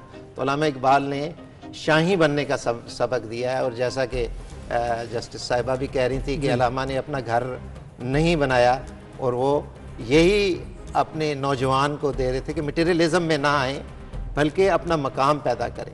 फजील खान साहब, बेशक बड़ा ज़बरदस्त उन्होंने मैसेज दिया है, और इशार जो हैं उसके अगर जिक्र किया जाए, इशार बड़े ज़बरदस्त, और नौजवानों के लिए इशार, अगर उनमें से एक जो मुझे बड़ा पसंद है वो अगर आप सही तरीके से वो पढ़ दें हमारे लिए, वो जो पलटना झपटना, वो क्या है, उसका मैसेज क्या है उसके पीछे? जी, अल्लामा इकबाल चाहते हैं कि हर वक्त यंग लोग जो हैं इंस्पायरिंग रहें, एनर्जेटिक रहें।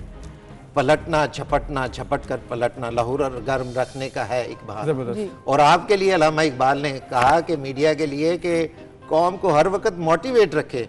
नवाब पैरा हो ए बुलबुल के तेरे तरन्नुम से, कबूतर के तने नाजुक में हो शाही का जिगर पैदा। ऐसा आप मोटिवेट लोगों को करें कि लोग उस पर। और एक और इंस्पायरिंग बड़ा शेर, इससे पहले कि आप टॉपिक चेंज करें, जिससे अल्लामा इकबाल के एक शेर से इंसान की ज़िंदगी बदल सकती है, सोच बदल सकती है। तो अल्लामा फरमाते हैं कि तेरी दुआ से तेरी क़ज़ा तो बदल नहीं सकती, मगर है इससे ये मुमकिन कि तू बदल जाए। तेरी दुआ है कि हो तेरी आरज़ू पूरी, मेरी दुआ है कि तेरी आरज़ू बदल जाए। जबरदस्त, जबरदस्त। और I think that's the kind of motivation we need at this time, specially for our youth. क्योंकि हम रिलेट कर रहे थे कि अल्लामा साहब ने बहुत से अपने कलाम जो है वो नौजवान, शाहीन और इस तरह के मुख्तलिफ अल्फाज इस्तेमाल करते हुए नौजवान नस्ल के लिए किया है। अब आजकल के दौर में नौजवान नस्ल ने अपना करियर भी बनाना है, जॉब भी करनी है, पैसे भी कमाने हैं, चीज़ें भी आगे लेकर चलनी है, तभी तो मुल्क की तरक्की होगी ना। अब अगर टॉपिक पर आ जाते हैं और कंस्ट्रक्शन मरात की बात करते हैं, तो उसमें गवर्नमेंट ने जो मरात पैकेज अनाउंस किया, उसको जरा आसान अल्फाज में समझाएगा, उससे हमारी नौजवान नस्ल को क्या फायदा होगा, रोजगार कैसे अवेलेबल होंगे, कैसे पाकिस्तानी मईशत को क्या था इसका, उससे फायदा क्या? देखिए, पाकिस्तान की टोटल जो GDP वैल्यू पाकिस्तान की है इस वक्त 180 बिलियन US डॉलर की है, और उसमें से 160 बिलियन US डॉलर्स जो है अनडॉक्यूमेंटेड, उसके अलावा हमारी इकॉनमी है। ठीक है। So that money has to be brought in the mainstream. अगर गवर्नमेंट उसका 25% भी टारगेट करती है $40 बिलियन को मार्केट में फ्लोट कर देती है, it's a big amount of money, जिससे 120 इंडस्ट्रीज जो हैं वो चलेंगी। और जब 120 इंडस्ट्रीज चलती हैं तो मेरे अंदाजे के मुताबिक 7 मिलियन से ऊपर जॉब्स जनरेट होंगी। और 7 million jobs doesn't mean 7 million people, it means 35 million people. So the thing is, it's going to bring a big difference अगर इसको मैनिफेस्टे सही किया गया और इसको लेके। खान साहब, जिस तरह से आपने जिक्र किया, अगर इसको सही तरीके से इम्प्लीमेंट करना असल प्रॉब्लम है। अब इसकी इम्प्लीमेंटेशन देखी जाए, जिस तरह से ये डिटेल आई है ऑर्डिनेंस की, उसमें टैक्स जो है उसमें रिलीफ मिल रहा है, सेल टैक्स में रिलीफ मिल रहा है, CBT में मिल रहा है, फिक्स टैक्स में रिलीफ मिल रहा है।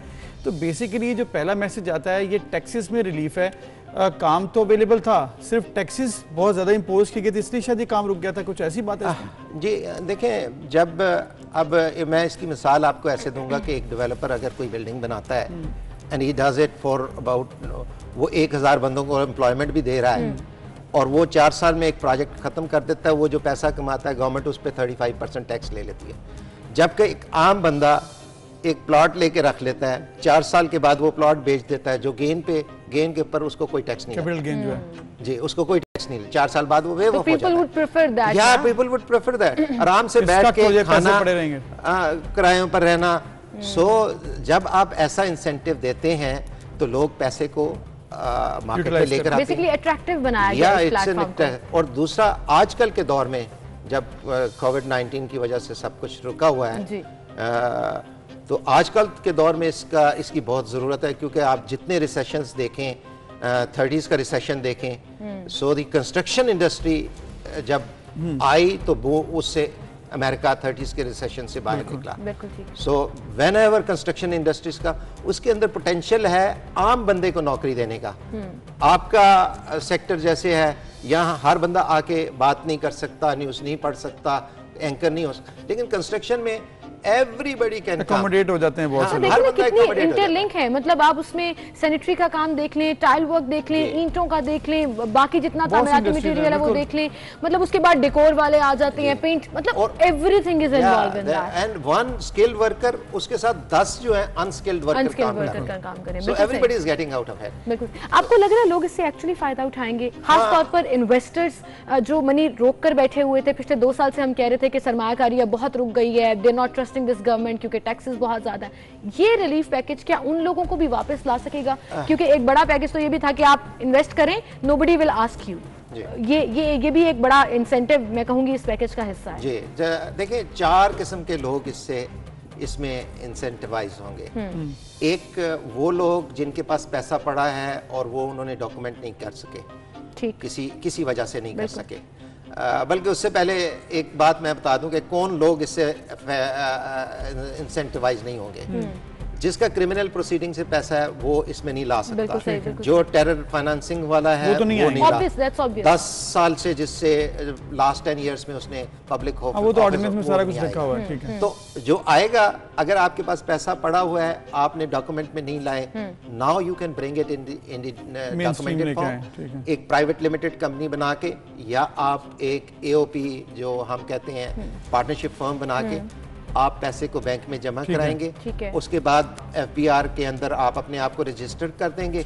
वो सारी स्कीम है, उसके ऊपर सारी डिटेल आई हुई है, ठीक है। और उसको 31 दिसंबर 2020 से पहले आपने जमीन को खरीद लेना है और प्रोजेक्ट को इनिशिएट करना है। खान साहब, ये तो सारा आ गया, इसमें डिटेल है कि किस तरह से इसको मैनेज करना है, कंस्ट्रक्शन बिजनेस कैसे मैनूवर करेगा, आगे कैसे लेके जाएगा। कंस्ट्रक्शन बिजनेस के साथ साथ पाकिस्तान की हुकूमत जो है वो टूरिज्म पर बड़ा काम कर रही है। उसके लिए होटल इंडस्ट्री जो है वो भी उसको कहते हैं बड़ा इंपॉर्टेंट इसका रोल होगा आइंदा चंद सालों में। कैसे आप देखते हैं, आप चूँकि होटल इंडस्ट्री से भी आपका ताल्लुक है, तो कैसे देखते हैं आप इसको? किस तरह से हमारे नॉर्दर्न एरियाज़ में तो है होटल इंडस्ट्री, जो दीगर इलाके हैं उधर कैसे इसको इम्प्रूव किया जा सकता है? कैसे इसके अंदर नई जो है वो लेके आ जाए तदावीर, इसके अंदर क्या लेके आई जा सकता है? देखिए, अभी तो जैसे कोविड-19 ने तो टूरिज्म इंडस्ट्री को रीसेट कर दिया है। बिल्कुल। So it's no we are on 0-0 and we don't even know कि ये कब तक चलेगा। या वी क्योंकि लॉकडाउन खुल भी जाएंगे, जिंदगी नॉर्मल भी होगी, बट टूरिज्म में एक टाइम लगेगा। या but the thing is, I see a positive light on the end of the tunnel, because जब रीसेट होता है everybody has a equal chance to come up. you know, agar London was getting about 20 million tourism every year, now after the reset, everything is 0-0. So Pakistan has a better chance to come up again. Potential है हमारे पास और हम मतलब आप England पूरा फिरे एक ही तरह की पहाड़ी, पाकिस्तान में आप एक वैली से दूसरी वैली में जाएं, it's all together a different environment. इस कमेंट के बाद ना आप मेरे फेवरेट हो गए हैं, क्योंकि मैं जब इंग्लैंड फिरी थी तो मुझे यही लग रहा था कि मैं 2 दिन बाद में कह रही थी क्या नया है यहाँ पर। पाकिस्तान में तो इतनी वैरायटी है, इतने मौसम है, इतनी डिफरेंट तरह की चीजें। We have lot of opportunity coming up in Pakistan अगर इफ वी आर और the present government is trying its level best, और अगर इन्होंने they succeed we will bring in lot of tourism after ये रीसेट जो है ना। इसमें देखो आइडियाज़ कुछ नए हैं हमारे पास, किस तरह से आप इसको लेके आ सकते हैं, होटल इंडस्ट्री कैसे डेवलप हो सकती है, क्योंकि आइडियाज़ तो सारे यूरोप से आते हैं, हम यहाँ पर क्या फॉलो कर पाएंगे वो सारे आइडियाज़? नहीं जी, हमारे अल्हम्दुलिल्लाह we have the best hotels, competitive hotels है हमारे पास। हमारा आप इंडिगो हाइट्स के पर्दा sky restaurant best in Lahore. And colonel साहब अभी आपकी वो तस्वीर भी हम प्ले कर रहे थे, मैं प्रोड्यूसर साहब से कहूंगी कि वो तस्वीर दोबारा चलाएं, कि वो तस्वीर आपने इंडिगो हाइट्स जो 22 फ्लोर बिल्डिंग है और उसके रूफ टॉप पे जो रेस्टोरेंट है, by the way it's amazing, but वहां से वो तस्वीर आपने ली है and the sky is super clear. या इट्स ब्लू, मतलब वो इतना जबरदस्त लग रहा है कि आप कहीं 20 years I didn't see this, ये वाली पिक्चर एग्जैक्टली, आप कहीं बाहर जाएं आपको स्काईलाइंस बहुत अट्रैक्ट करती हैं। मतलब आप किसी कोस्टल से अमेरिका चले जाएं तो आपको लगता है इतना प्यारा, मतलब, और वो हमें लाहौर में नजर आया और कैप्चर्ड इट वेल। मतलब बड़ी जबरदस्त नेगेटिविटी भी है लेकिन पॉजिटिविटी भी है कि काफी अरसे बाद मैंने अपने लॉन में तितली को देखा। अच्छा, अब चिड़ियां देखते हैं हम। सही बात है। Universe has taken a break और अब जो है वो हमें वापस आना है, लेकिन वापस आकर काम भी करना है। आई थिंक दैट शुड जी बिल्कुल thank you so much colonel साहब for being with us and I really hope कि ये जो आप अपना काम तो कर ही रहे हैं, लेकिन उसके साथ साथ जो अवेयरनेस भी फैला रहे हैं लोगों के लिए भी, मेकिंग पीपल अंडरस्टैंड, ये भी बड़ा इंपॉर्टेंट है, जरूरी। बहुत शुक्रिया जी, बहुत शुक्रिया। और हम उम्मीद करते हैं इसी तरह जो होटल इंडस्ट्री है, इसके साथ कंस्ट्रक्शन का बिजनेस जो है वो भी पाकिस्तान में जो है वो इसी तरह फ्लरिश करे, और जो इसके साथ तमाम बिजनेसेस, तमाम लोग जो इसके साथ एसोसिएट कर रहे थे, जो इसके साथ जिनका रोज़गार मुंसलिक है, वो सब तरक्की करें, क्योंकि पाकिस्तान की तरक्की नहीं लोगों के साथ है। मैशत बेहतर होगी तो पाकिस्तान बेहतर होगा बिल्कुल सही। लेकिन वहीं पर बहुत से ऐसे अफसोसनाक वाक़यात भी होते हैं जिससे दिल दुखता है, और कल ऐसा ही एक इंसिडेंट दस्का में पेश आया जहां पर बेदर्दी से मियाँ बीवी और 2 बच्चों को कत्ल कर दिया गया। 2 दिन पहले ये वाक़या पेश आया, लेकिन फिर इसकी जब इन्वेस्टिगेशन हुई तो तफसीलात सामने आना शुरू हो गई। ये स्टोरी आपसे डिस्कस करेंगे, असल कहानी क्या थी ये भी आपको बताएंगे एक ब्रेक के बाद।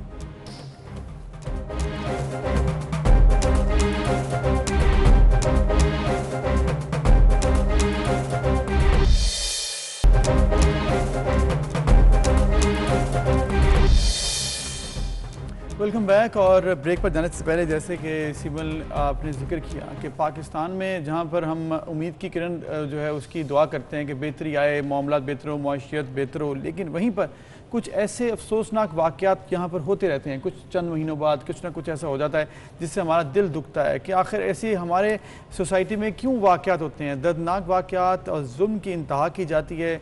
छोटे बच्चों को कत्ल कर दो, या फिर अपने तमाम इर्द गिर्द मोहल्लेदारों का जो रेप और जिस तरह से वाक़यात हो रहे हैं, अफसोसनाक। बिल्कुल। और अभी हम जिस वाक़े का जिक्र कर रहे हैं वो डस्का में पेश आया हफ्ते की रात को, जहाँ पर मियाँ बीवी समेत 2 बच्चों को बेदर्दी से, जैसे कहते हैं ना, कोल्ड ब्लड मर्डर कर दिया गया उनका। और पूरी इन्वेस्टिगेशंस हो रही हैं इस पर, पूरा जो पुलिस की फाइंडिंग्स हैं उसके ऊपर तो हम बात करेंगे, लेकिन असल में सोच ये है कि what kind of society we live in, कि पैसों की वजह से आप किसी इंसान को कत्ल कर दें, ना सिर्फ इंसान को बल्कि उसकी पूरी फैमिली को कत्ल करने की आप पूरी कोशिश करें कि 2 बच्चों को भी मार दिया, मियाँ बीवी को मार दिया इस पूरे इंसिडेंट में, जहां एक तरफ दुनिया हर इंसान की जान बचाने में लगी है, वो चाहे लॉकडाउन के सिलसिले में हो, वो चाहे कोरोना से बचाव, वहीं पर लोग इतना बेदर्द, इतना बेरहम हो सकते हैं। और फिर ये सिर्फ कत्ल कर दिया, डायरेक्ट कत्ल नहीं है, ये एतमाद में लाकर कत्ल किया गया है। इंतहाई इसमें दर्दनाक बात यह है कि उन लोगों को एतमाद था उस शख्स पर जिसने उनको कत्ल किया, उनके बच्चों को कत्ल किया। उनको नहीं लगता था कि ऐसा हो सकता है। वो उसके साथ घूम रहे थे, फिर रहे थे, जा रहे थे किसी काम को, प्लॉट देखने को, जो भी मामला था वो भी हम सारी इस पर बात करेंगे। घर पर लाकर, घर पर बुलाकर कत्ल किया गया। ये है एतमाद तोड़ने की एक मिसाल जो कि दर्दनाक मिसाल है। तो ये तमाम मामला आखिर हुआ क्या, कैसे यहाँ तक इस इंतहा तक वो शख्स पहुँचा, इस तमाम सूरत हाल के पे ये पहुँचे कैसे, वाक़या क्या था। बच्चे भी हमारे साथ छोटे छोटे नन्हे बच्चे मौजूद हैं, उस्मान और फातिमा जिनके भाइयों को कत्ल किया गया है, फिर उनके मामू जो कि मकतूला बीवी सिदरा जो थी उनके भाई हैं आमिर, वो हमारे साथ हैं, उनसे हम बात करते हैं कि ये तो बहुत अफसोसनाक वाक़या था। हुआ क्या ये सब, ये जो पूरा इंसिडेंट हुआ जी, इसमें किस तरह क्या हुआ, कैसे हुआ, किसने किया, ये सब बात की बात है। ये 2 बच्चे यतीम हो गए हैं, सबसे बड़ी बात ये है। ना सिर्फ अपने माँ बाप से महरूम हुए बल्कि इनके 2 भाई जिनकी उम्र 7 साल या 11 साल थी उनको भी बेरहमी से कत्ल कर दिया गया। कहाँ थे आप उस्मान? आपसे शुरू करूँगी। जब आपको ये न्यूज़ मिली कि आपके पेरेंट्स, आपके 2 भाई, अंकल के नंबर पे कॉल की थी तो आगे से पुलिस अंकल ने फ़ोन अटेंड किया था। उन्होंने कहा कि बड़े से बात करा दे। मैंने अपने नाना को कॉल करवाई तो उनकी तबीयत ख़राब हो गई थी। पहले उन्होंने एक्सीडेंट का बताया, बाद में जब मामू से बात हुई तो उन्होंने बताया कि मर्डर हो गया। आपने किसके नंबर पे कॉल की थी? अंकल के, जिन्होंने कत्ल किया, जी, जिनके साथ आपके पेरेंट्स गए थे। और आप देखिए उन बच्चों का एतमाद था उस शख्स पर जिसने उनकी दुनिया उजाड़ कर रख दी। फातिमा, आप घर पर थे, अपने घर पर थे जब आपको ये न्यूज़ मिली? मैं अपने घर पे थी। तो क्या मतलब क्या पता लगा आपको? पहले किसने बताया, क्या हुआ था? मैंने नाना को बात करते हुए सुना था। सही। जिस तरह फातिमा, बच्चे घर थे, आप मामू हैं इन बच्चों के, आपकी बहन को भी कत्ल किया गया है। आप बताएं कि ये जो शख्स है ज़फ़रुल्लाह, ये शख्स कौन है? ये मिलते थे इनके साथ जान पहचान थी, मोहल्लेदार था, फिर ये कैसे इस हद तक पहुंच गया? हुआ कि ये सारा मामला शुरू से बताएं कि ये जानते कैसे थे, क्योंकि ये तमाद जो है बहुत करते थे इस पर। असल में इस तरह के ये हमारे नेबर्स थे इनके। एक साइड स्ट्रीट के इनका घर है, ऑपोजिट इनका दूसरा जो नेबर्स हैं उनका घर था। ज़फ़रुल्लाह का घर था और वहाँ पर इनके अच्छे खासे रिलेशन थे। घर पे आना जाना, इकट्ठे गैदरिंग, खाना खाना, सारा कुछ इस तरह। अंकल कह रहा है वो चाचू बने हुए थे, जिस तरह उनको वो फैमिलीज उनकी भी आती थी कभी कभार, लेकिन ज़्यादातर वो अकेले ही वहाँ पे रहते थे अपने भाई के साथ। फैमिलीज कभी आती थी, वो मिलवाने के लिए आते थे, इकट्ठे बैठते थे। तो किसी को यकीन नहीं था कि एक ऐसा बंदा जो बच्चों को इतना प्यार कर रहा, साथ लेके जा रहा है, एतमाद में लेके ने इस स्टेज तक पहुंचा देगा। जब आज वो बच्चे ना यतीम भी हैं, मस्कीन भी हैं, उनके पास कुछ भी नहीं है, उनके हाथ में 2 छोटे भाई हैं जिनकी लाशें अभी तक नहीं मिल रही, जिसकी वजह से बच्चे काफ़ी परेशान है, काफ़ी प्रॉब्लम है। मुझे अंदाज़ा नहीं हो रहा कि ये किस तरह के इंसान इस तरह कर सकता है। उसके अपने भी बच्चे हैं छोटे छोटे, उसे कोई उसे ख्याल नहीं आया कि ये क्या। बिल्कुल बड़ा अफसोसनाक ये वाक़या है। और ऑब्वियसली आपने कहा कि वो बिल्कुल चाचा बच्चे उनको कहते थे, जिस शख्स ने उसको आपके बहन भाइयों को और आपके सारी भांजों को इस तरह से बेदर्दी से कत्ल किया। अब इस वक्त क्या आपको जब मालूम हुआ तो क्या फौरी पुलिस ने कार्रवाई की? फिर किस तरह हुआ? ये आपने जिस तरह जिक्र कर रहे थे कि आप लोग गए हैं, उनके साथ जा रहे थे, फिर वो घर लेकर गए, फिर वाक़या अब तक किस तरह से पता लगा, हुआ क्या? हाँ, वाक़या का इस तरह पता चला कि हमें कॉल एक आती है SHO साहब के नंबर से, मेरे वालिद साहब से बात होती है, उन्हें कहते हैं एक्सीडेंट हो गया। तो एक्सीडेंट के लिए जो है ना हम लोग बताना चाह रहे हैं आपको, तो आप थोड़ा हौसले से सुन लें। अब वो इसी चक्कर में थोड़े परेशान हो गए, उन्होंने कॉल करके मुझे बुलाया कि यार आप आओ, इस नंबर पे कॉल करो, इस नंबर से कॉल आई है। तो मैंने उन्हें कॉल की, उन्होंने बताया उनका मर्डर हो गया और 2 बच्चे भी साथ जो हैं वो भी कत्ल हो गए हैं। तो आप जल्द से जल्द डस्का पहुँचें, तो वहाँ पर आके हम आपको बाकी की तफसील बताते हैं। उस वक्त उन्होंने नहीं पता कत्ल किया किसने हुआ है, लेकिन जैसे इसने फ़ोन किया कि पता बताया बच्चे ने कि वो ज़फ़रुल्लाह के ही कॉल से फर्स्ट कॉल जो आना शुरू हुई थी। वहाँ पर जब मैं पहुँचा हूँ तो SHO साहब और DPO साहब वहाँ पर मेरे ख्याल में शायद मौजूद थे, उन्होंने पता नहीं वो DPO लिखा हो शायद, तो वहाँ पर वो मौजूद थे। उन्होंने बताया कि ऐसा ये मर्डर्स हो चुके हैं, मुजरिम को हमने पकड़ लिया है, आला कत्ल बरामद कर लिया है, मुजरिम ने इतराफ़ी बयान दे दिया है और उसने जुर्म कबूल कर लिया है। लेकिन ये इस स्टेज तक पहुंचा कैसे? मतलब बच्चा चचा कह रहा है, जान पहचान थी, उसके साथ दोनों आपकी बहन और बहनोई जा रहे हैं, तो ट्रस्ट का वो लेवल था कि आप उनके साथ कहीं भी जा सकते। क्या ऐसा हुआ कि उसने मतलब उस ट्रस्ट का फायदा उठाते हुए उनको जान से ही मार दिया? ये इनका कुछ पैसों का लेन देन था, जिस सिलसिले में कुछ अमाउंट्स इन्होंने उसे दी हुई थी उसके कारोबार के लिए। उसकी वापसी पे मांगने पर कुछ दिन पहले इनका आपस में कुछ क्लैश वगैरह हुआ है, लेकिन जो नॉर्मली इंडोर था वो क्लियर हो गया था। लेकिन उसने रंजिश इस चीज़ की बाकी रखी और इनको एतमाद में लेके टाइल्स खरीदने के बहाने इन्हें लेके गया गुजरांवाले तक, और उसके अपने मौक़िफ़ के मुताबिक जो वो खुद अख्तियार कर रहा था कि मैंने वहाँ पे इन्हें कुछ दवाई पिलाई है, किसी चीज़ में, जूस वगैरह में किसी चीज़ में। ये तो इतराफ़ी बयान उसने किया, इतराफ़ी बयान आप बता रहे हैं कुछ पैसे का लेन देन था, कब की बात है ये, मतलब कब हुआ, फिर कितने पैसे थे, ये सब मामला कैसे पता लगा? सुनने में आया है इन बच्चों से भी, क्योंकि इनके अपने घर का प्रॉब्लम था। पेरेंट्स तो दोनों नहीं रहे? जी, वो दोनों तो हैं, तो वो इन्होंने बताया वो कोई 3 लाख से समथिंग था, कम ज़्यादा नहीं हो सकता पता, तो ये तकरीबन 2-3 माह पहले की बात है। अच्छा। क्योंकि उसे रहते हुए वहाँ पर तकरीबन 1 साल कुछ हुआ था अरसा। तो कभी उस्मान ऐसे हुआ कि आपने घर में देखा हो कि अबू को कोई फ़ोन आया है या अम्मी को, या वो घर पर आए हैं, कोई लड़ाई झगड़ा हो रही है, कोई बहस हो रही है, कभी ऐसा हुआ इससे पहले, इस वाक़े से पहले? थोड़ी देर पहले पैसों की वजह से हुई थी, थोड़ी सी बहस, लड़ाई हुई थी, पापा ने इग्नोर कर दिया था। लेकिन जब हम इनके घर जाते थे, इनके घर में काफ़ी वेपन्स वगैरह और दूसरी चीज़ें पड़ी होती थी, बुलेट्स वगैरह। अच्छा, उनके घर पे काफ़ी वेपन्स वगैरह थे, तो पापा को कभी डर नहीं लगा कि आपने उनके पैसे भी देने हैं, और मतलब जो बहस मुबाहिसा हो रहा है उसमें कुछ पापा किसी बड़े को भी डाल लें, कुछ ऐसा नहीं हुआ उस्मान? वो फैमिली बने हुए थे ना, इसलिए पापा ने कुछ नहीं कहा। और वक्त देते हैं लोग कि शायद ठीक हो जाए, उनका कुछ सिलसिला ऐसा वो नहीं करते ना कि ऐसे कुछ इतनी इंतहा तक कोई पहुंच जाएगा। आमिर, जैसे कि बच्चे बता रहे हैं कि लड़ाई झगड़ा होता होगा, वो फिर कहते होंगे पैसे दे देंगे, मिल जाएंगे, अब इस इंतहा तक वो पहुंचा वो शख्स, आपको पुलिस ने बुलाकर बता दिया सारा कि ये, और वो मुलजिम भी पकड़ लिए, उसने इतराफ़ी बयान भी, इनिशियल जो उसकी स्टेटमेंट है वो आ चुकी है। अब तक पुलिस की तरफ से आपको सपोर्ट है, मामला आप देख रहे हैं कैसे है, कार्रवाई से मुतमिन है आप? नहीं, मैं इससे एग्री नहीं करूँगा, क्योंकि इन्होंने जो है ना फर्स्ट हमें जो वहाँ पर बुलाया, बुलाने के बाद जो FIR होती है उस बारे में मुझे इतनी इन्फॉर्मेशन तो नहीं है, लेकिन फर्स्ट इन्फॉर्मेशन रिपोर्ट उसे कहा जाता है गालिबन, तो उसमें उन्होंने जो FIR दर्ज करनी थी वो उन्होंने अपनी मुद्दईयत में करनी थी, क्योंकि सब कुछ तो उन्होंने देखा है।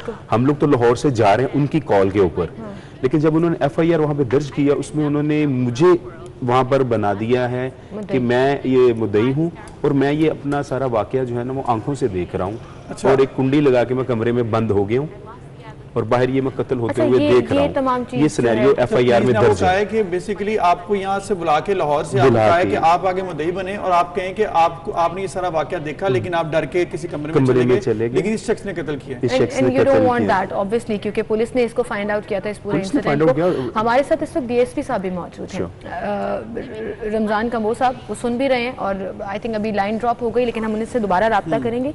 आपने जब उनसे कहा कि ये तो फैक्ट नहीं है, तो फिर क्या बैठे हुए उनपे एतराज किया, उन्होंने बेटा आपको ये पता नहीं है, ये हम लोगों को ज़्यादा बेहतर पता है, आप लोग कभी इस काम में नहीं आए, आप लोगों को नहीं पता, हम लोग आपके लिए अच्छा कर रहे हैं, इससे आप स्ट्रॉन्ग पोजीशन में चलेंगे। मैं कहा सर अगर ये स्ट्रॉन्ग पोजीशन इसको कहते हैं तो इसे मैं कैसे जाके कोर्ट में डिफाइन करवाऊँ, कैसे वहाँ पे जाके इसको क्लियर करूँगा, प्रूफ कैसे करूँगा कि मैं अपने बहन और भाई जो मेरे तायब के बेटे हैं और अपने दोनों भांजों को अपनी आंखों से कत्ल होते हुए देख रहा हूँ और मैं दरवाजा तोड़ के बाहर नहीं आ रहा, कमरे के अंदर छुपे हुए हैं। एट द सेम टाइम उसके पास कोई ऐसा वेपन नहीं, उसके पास एक खंजर है जिससे वो गले काट रहा है। आपको कहा है ऐसा कौन से ऑफिसर ने आपको इसमें कहा था? जो वहाँ पर SHO साहब है। अच्छा, SHO ने कहा है। तो DSP रमजान कम्बो को हमने जब कॉल की है उनसे हमारी बात भी हो रही थी, क्योंकि वो सुन रहे थे आपकी सारी बात, और जैसे आपने कहा कि मुझे इतराज है अभी तक, तो वो अभी तक लाइन अभी ड्रॉप कर गए, हम बार-बार दोबारा वो फोन उठा नहीं रहे, बार-बार कॉल कर रहे हैं, और वो I don't know what's the reason, but the point is apparently ऐसा लग रहा है कि आप जवाब नहीं देना चाह रहे थे DSP साहब और आप भाग गए हैं। जवाब तो आपको देना पड़ेगा। ये जो जुल्म हुआ, he murdered his wife already, ये जो आप जिसका जफर, और इसी का केस इसका पहले भी इसी वहाँ पे थाना में है, और इसमें उससे सिलसिले में कुछ अर्सा जेल भी काटी हुई है।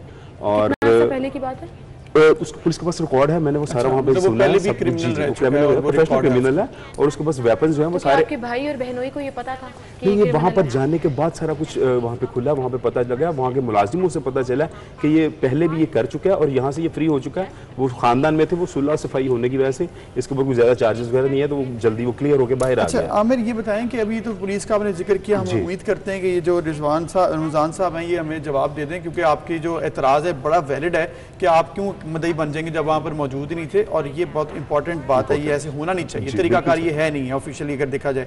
अब बच्चों का बताया जा रहा है कि बच्चों की अभी तक जो बॉडीज नहीं मिली है, तो उस पर क्या कोई रेस्क्यू की तरफ से आपको मुझे काइंडली अगर आप 1 मिनट दे तो मैं इसके ऊपर थोड़ा सा और एक्सप्लेन करना चाहूँगा।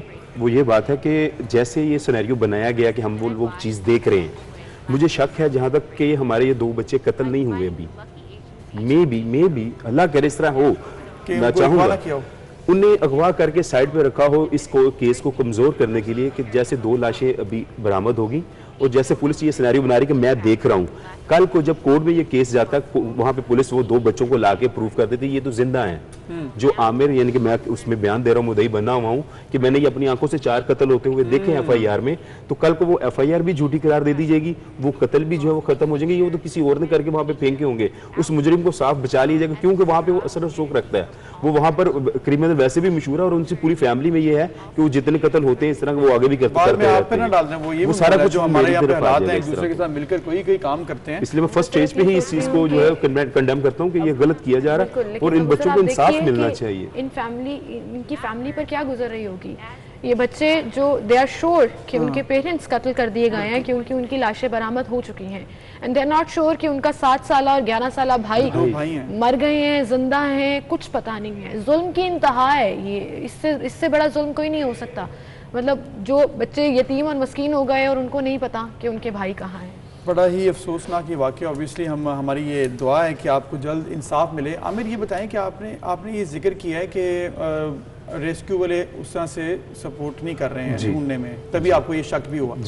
अब दूसरा आपने मदई वाली बात भी की, FIR जब ऑब्वियसली होती है तो उसमें जो मदई है वो साइन करता है, तो अभी तक आपने साइन नहीं किए हुए? नहीं भाई, मैं इसमें नहीं, इन लोगों ने मेरे पास कुछ पेपर्स लेके आए थे जब मैं वो लाशों के सिलसिले में फंसा हुआ था कि मेरी भाई का गला कटा हुआ, जब मुझे वो दिखाया जा रही चीज़ें वगैरह सारी, तो मुझे इन्होंने कहा ये पेपर्स हैं जिसमें पोस्टमार्टम भी है और वो बॉडी रिसीविंग भी है और ये FIRs भी है, जो भी चीज़ें उन्होंने दी इसके ऊपर साइन करें और अंगूठा लगाएं।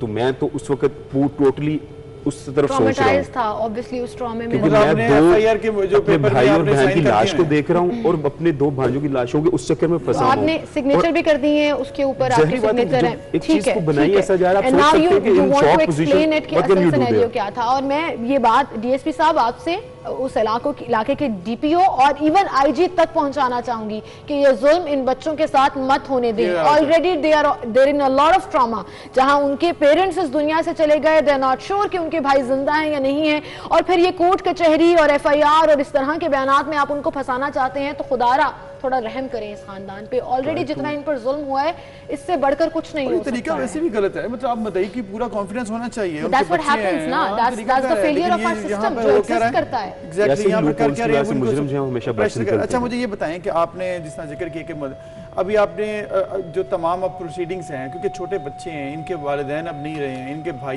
दोनों नहीं मिल रहे हैं, आप ही इस केस को फॉलो करेंगे आगे जाकर? और फिर अभी तक और आप लाहौर में रहते हैं और बच्चों का घर जो था वो 10 का में। बच्चे भी लाहौर से, यहाँ से सबसे पहले तो FIR में गलत ही अंदराज किया गया कि वो खुद मिलने गए हैं, हालांकि ये एक अगवा का सिलसिला बंद है। घर से वो लाहौर में रहती थी। हाँ लाहौर में, और उनको लेकर जाया मजंग के रहायशी है, मजंग हम लोग लाहौर में रहते हैं, यहाँ से वो खुद लेके गया और पुलिस इस चीज को लिख नहीं रही, पसंद कराने के लिए गए हैं। हाँ टाइल्स पसंद कराने, और पुलिस इस चीज को FIR में इंदराज ही नहीं करी, वो कह रही है ये मिलने के लिए वहां पर गए हैं और वहां पैसों अच्छा, वो तो देखिए इब्तदाई बयान होगा आपका, दोबारा जब वो बयान लेंगे तो वो उसमें एडिट ये हो जाएगा, ये सारा एडिट हो जाएगा। अच्छा उस्मान, मैं आपसे पूछना चाहती हूँ, जब आपके पेरेंट्स गए इस कातिल के साथ, तब कोई ऐसा उनको कोई शक हुआ या किस तरह से आप लोग घर पर थे जब वो लोग निकले?